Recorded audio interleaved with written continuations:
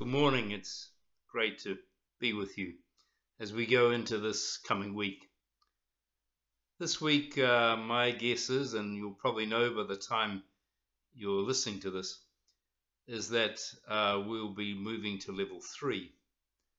And just to say, just briefly, that for churches and our church, there's very little difference between level 3 and level 4.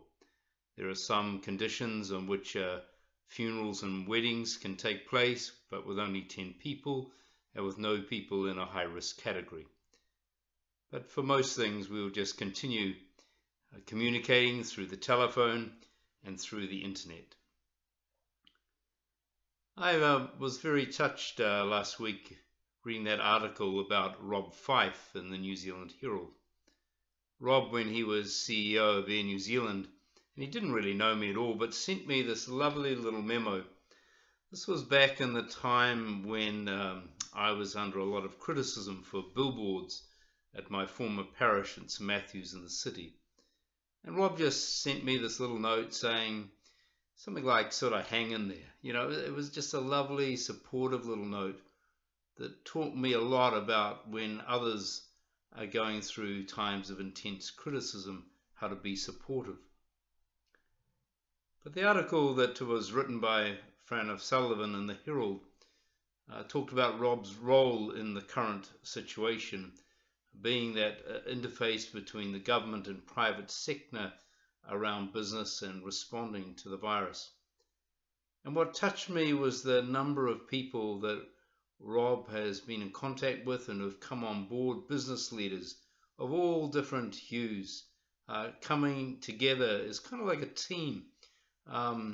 And it was very impressive. I mean, most of these people, I doubt, would have voted for Jacinda to come into office, but realize that we as a country have a challenge before us and are rising to meet that challenge. And I felt very proud of our country in reading this, and the total absence of blame.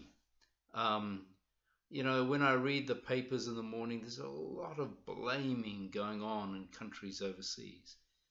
And yet, you know, if you think of a team and the game metaphor, you know, you don't start criticizing players or coaches when you're halfway through a game, or sort of blaming other teams or other coaches or things. You know, you put aside that blame thinking and get together and work hard and find solutions and achieve them.